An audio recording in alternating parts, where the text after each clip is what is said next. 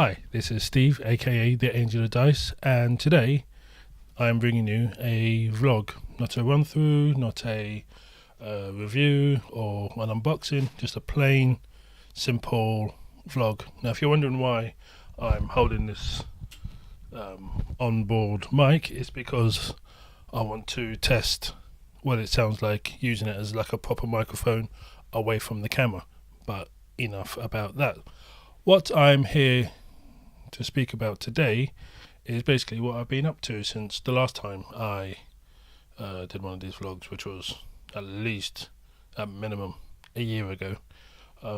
Back then, that was when I was first getting into it, and quite a lot has happened since then. I've got to know people in the board game industry, I've been to cons, I've reviewed stuff, I've done videos, and I've got subscribers and it's going real well.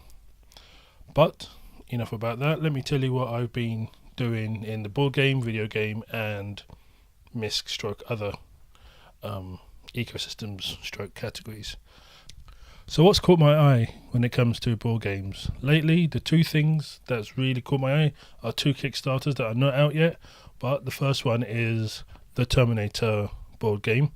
Now, I'm not talking about Terminator Genesis or any other board game. This is a new one that's going to be kickstarted in about February 2017, and what's different, or at least unique, about this game is that it's going to have two boards. One that is set in 1984, the other that is set in the year 2029, I believe. And I believe, don't quote me, it's going to be like a one versus many, where one person's going to be the Skynet robots, the bad guys, and the rest of the people are going to be the resistance. They're going to be the resistance. So it should be, interesting to see what comes from that. So I'm definitely going to be keeping my eye out on that one. The second Kickstarter news project that's caught my attention is Superhot. Now, I don't know if you know, but Superhot is a PC game that was kickstarted a while ago, where when you move, the world moves. When you stop, the world stops. It's one of those crazy games where it's all manic and you have to plan your moves quite carefully unless you want to get overwhelmed. But what's happening is it's now being formulated into a card game, which is going to be kickstarted in winter 2016, so potentially next month, or in a couple of weeks if you want to think of it like that. It's being published through Board and Dice, and the designer is Manuel Correa. I think I'm pronouncing that properly. The description is: a bullet misses you by millimeters. A dozen more come from every direction. Armed red guys are everywhere. You take a breath. You check your options. You play a card. Now, what I hope that this card game delivers is that manic feeling where you feel overwhelmed, you feel the panic, you have to plan your moves to get out alive. So, it was quite popular on YouTube in terms of people doing the Let's Play. So it should be interesting to see if the board game community picks it up and likes it as much as the video game community did. So I shall keep you up to date on that news. The other news that I've kind of seen, and it's probably old by now, is that Lego have stopped their promotion through the Daily Mail. Now, for the American people that don't know, the Daily Mail is one of our newspapers, and what they used to do was promote Lego packets once in a while. But the Daily Mail have a habit of promoting hate stories. They like to pick on their journalism's quite shoddy, if I want to be blunt. And I'll show you the spread that people complained about. I wish I could go into more detail about it, but I'm not. But the main gist is that people complained to Lego and said, "Oi, stop supporting a paper that promotes hate." Lego listened, and now they're not doing it. They're not promoting anymore, so good on Lego. In terms of other board game information that I'm currently doing, is that Steve from Polyhedral Collider, I'll put a link up there to the podcast, the website. You know, we live pretty close together in proximity, and you know, we met up and he gave me a crapload of games to look at. So I've been very busy going through the rule books, and with me and rules, it does take quite a long time to sink in. So out of the two that I'm particularly interested in really getting to know is Legends Untold, which is currently kickstarting. Now, the reason I'm really interested in this one is because it's an RPG, which I love. I've always loved the Neverwinter Nights, the Baldur's Gate, the Vampire the Masquerade.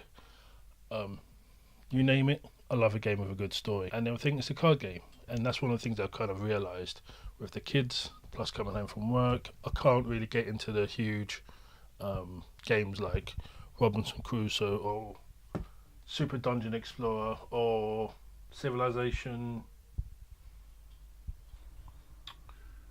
Yeah, I really can't get into those games like really depth because we just don't have time. So what we found is that we like the games that have good rules, that are easy to remember, normally card games, quick setup, and have at most a 2-hour playing time. And this looks like it's gonna have that. You know, deep as an RPG, quick as a card game, I think his tagline is, and that speaks to me. So I'm looking forward to bringing that one to their channel. The other one is called the Pioneer Program. It looks like a cross between Mad Max meets The Walking Dead. When I look at it and I read the description and look at the pictures, that's what it screams to me. It's about building up your settlement in a post-apocalyptic wasteland. The Mad Max, and I believe there might be mutant zombies, not quite too sure. Check it out, I'll put another link, but it looks interesting. I've been doing it in the board game arena. The other thing I'm looking forward to is Perfect Crime by Grublin Games.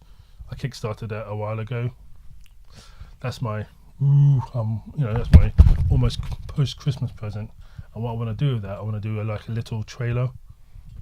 I haven't thought of it, I'm still trying to find the images, but you know, the tagline: plan the job, hire the crew. Do you have what it takes to commit the perfect crime? The other board game that I'm interested in is The Maiden Voyage by Ren Games. It's a game that's looking for a publisher. They're still in the playtesting phase. To me, that sounds good. AI, ships, sci-fi, what more can you want? I'll put a link up, so go and show your support.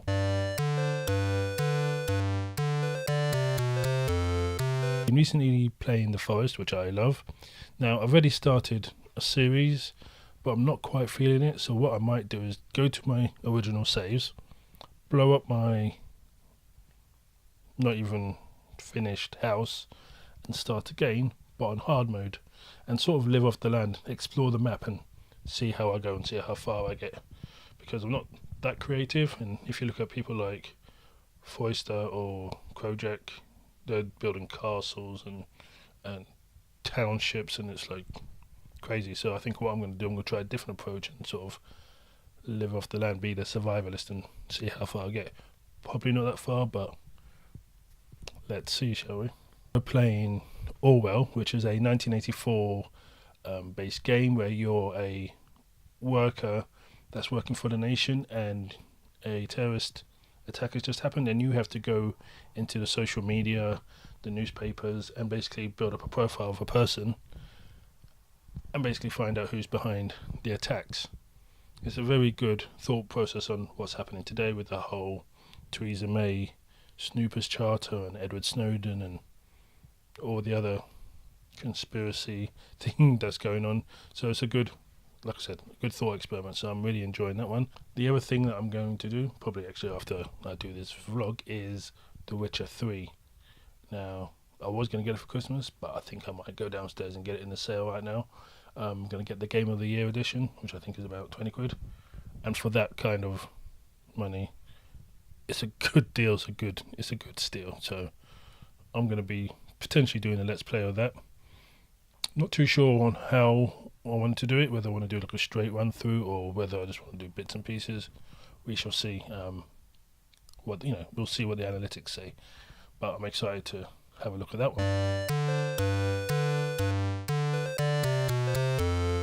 I went to the MCM Comic Con in Birmingham last Saturday, and it was interesting. It was good, and it all depends on what you want to go there for, because you can go there for the stalls, buy stuff that you normally wouldn't be able to get anywhere else unless you know where to look.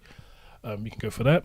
You can go to see the special stars like Sam Jones, aka Flash Gordon, people from Games of Thrones, Doctor Who, I think it was Peter Davison. Then you got people like Hannah Spirit from Primeval and the other bloke. The main thing that occurred was the talented cosplayers, and there were tons. There were people like the Flash, the Batmans, the Jokers, the Harley Quinns, both versions. There was who else were there? There were Star Wars, the 501 Squad Legion, the Stormtroopers. Who else? Akuma, Jessica Rabbit. Tons of anime that I have no idea. Clouds. There was Emma Frost. Who else was there? There were loads of rogues, Jean Greys, Cyclops. If there was a fandom, there was someone there representing. And what I want to do, as time goes forward, is to showcase these cosplayers and basically, interview them, find out their processes, and just basically big them up like I do with the board game industry. Just showcase, because there's some very talented people out there that spend their time and money doing what they do. And I think if I was going to do it, I'll probably be Blade, Falcon, Black Panther, Bishop, or Eddie from Tekken. And I know a bit of capoeira, so I think Eddie would be the easiest one to do. I used to be able to do the cartwheels and moves, but I'm a bit old. The back can't take it anymore. Okay, so I'm now going to have a rant. So if you don't want to hear that, thank you for listening. Do the whole like and subscribe if you want to see more vlogs. The questions I've got for you are, if you're interested in board games, what are you looking forward to get for Christmas or in 2017? If you're in the video game ecosystem, what are the upcoming games that you're looking forward to? Like I said, I'm looking forward to getting Watch Dogs 2, and I'm interested in getting the new Mass Effect Andromeda, because that trailer looked sick. Oh, that's another person I'll cosplay as. And then 7 Soldier, but to do the armor on that would be insane, and I don't have the skills, money, or time to do that. And the good thing about cosplaying Mass Effect is that because you can customize yourself in the game, there's no right or wrong, which is always weird, because whenever I see the official Mass Effect, I'm always like, that's not Shepard, forgetting that that's the official Shepard and you can customize your own game. Well, by the by. Now with video games, we've had the whole Gamergate situation, which I'm not even qualified to know what's going on about that. But basically, don't be idiots to each other, be nice to each other. Like Rufus says, be excellent to each other. Just because a person has invested their time into a character and might not be no good, doesn't mean that you have the right to say, ooh, you're a noob, you're rubbish, you can't do a 360 no scope, so why are you even here? Stop it. Each person gets their own enjoyment from a game, whether it's a storyline or a particular character. Just be nice to each other. Okay. Same goes with the board games. If you're a player at the table, just be mindful of your language, your attitude, and the other people that are at the table. They're there to have fun. So, like I said, try not to make any racist, sexist, derogatory remarks. Even if you know the person, just be nice, be excellent to each other, and have a good time. Same with publishers. Not all games have to be diverse if it doesn't fit. But, if you are going to have that diverse character, try not to do the stereotype. Try not to have the Far Eastern person, or man, woman, be mystical, or they know kung fu, or they're smart, in terms of they must be good at maths or anything like that. The same for the California woman. They don't have to be blonde, big busted, or a cheerleader. A black person doesn't have to be street smart, into drugs, big or loud, And if it's a black woman, she doesn't have to be loud or sassy. And yes, I am looking at you, Ghostbusters. She doesn't have to do the She doesn't have to do that. No. So, for like publishers, just think about it. Just publishers, gamers, there's this whole inclusive gaming. Just be mindful of your attitudes and what you bring to the table. Everyone there is to have fun. Okay, so that's two. Now the third one is the cosplay environment. Now, I am very new to this environment ecosystem, but already I was looking through YouTube, and it's clear to me that some people go to say the MCM Comic Con, and they harass people, men and women. Now there's a thing like with the board game, it's inclusive gaming. I'm not quite too sure what it is for the video games, but with the cosplay, there's a thing called cosplay is not consent. Now what that means is, just because you might be dressed skimpily, or the opposite, you could be covered in a sheet, or a whole costume where you can't see anything, does not give anyone the right to touch them or invade their space or take pictures of them without asking. So again, it's just be courteous.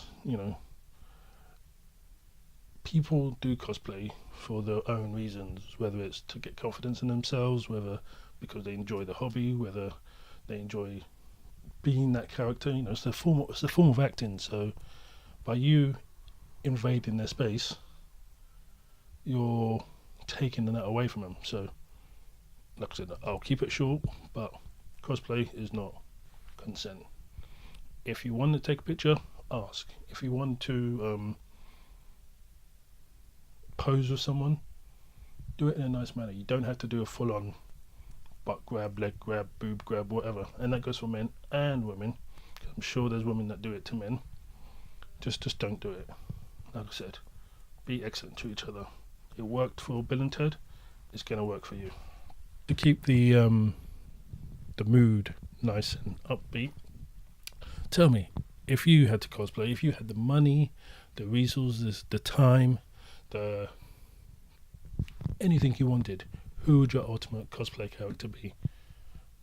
I don't know what mine would be yet. I'm thinking Falcon, Captain America style maybe, full on wings, came out. I think that'd be good. But I think I'll start off simple. Tekken or Blade, or Eddie Gordo and Blade. I think will be my first. No, I tell you who, Riddick. Yeah, Riddick is. If I'm going to cosplay, the next time you see me, I'm going to try and do Riddick, complete with eyes, goggles, which I have no idea where to get, but maybe Amazon.